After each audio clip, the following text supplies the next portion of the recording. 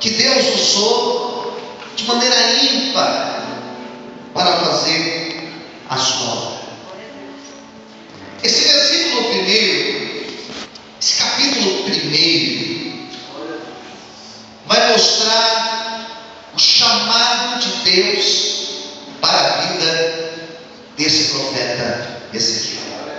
Glória a Deus, aleluia. A maneira que Deus o chama, o convoca, o comissiona para fazer a sua obra. Ezequiel é de uma época onde a nação de Israel tinha sido invadida por um grande império, o império da Babilônia.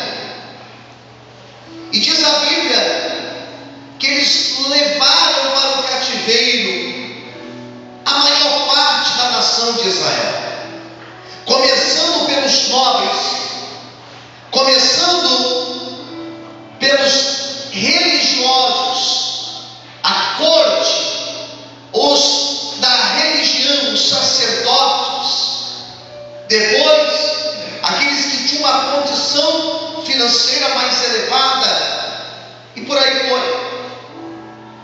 E Ezequiel, diz a Bíblia, ainda nesse versículo 3 que eu li com você, que ele era filho de um sacerdote por nome de Buzi.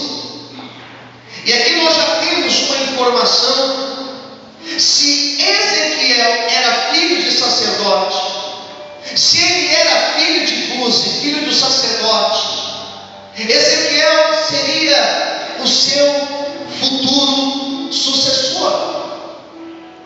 Nas veias de Ezequiel corria sangue de sacerdote.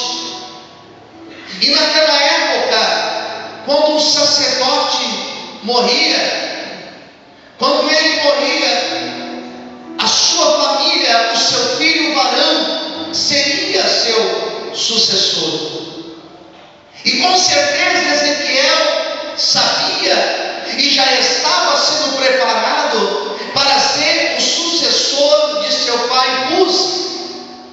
E foi nesse momento do cativeiro que Ezequiel foi levado, que Ezequiel foi retirado da sua pátria, que ele foi retirado da sua casa, da sua família, da sua nação, do seu convívio, e ele é levado para a terra da Babilônia, para um grande cativeiro.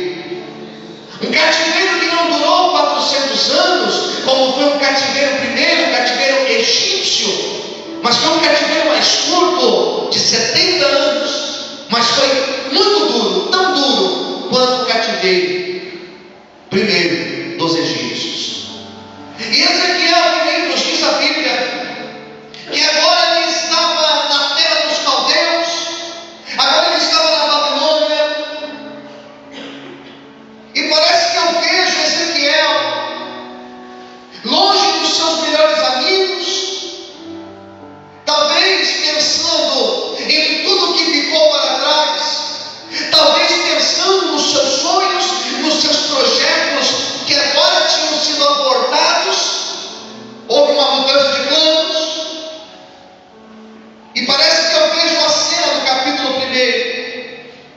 1. O texto vai mostrar que ele estava assentado na beira de um rio, por nome de Quebar, e ele estava sentado nesse rio, junto com os outros presos, junto com os outros cativos.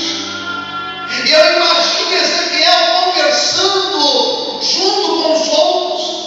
Tem um salmo que diz que eles penduravam as suas harpas no salgueiro, e eles, ao pendurarem as harpas nos salgueiros, aqueles que os tinham levado para o cativeiro diziam: cante-nos um dos cânticos de Sião.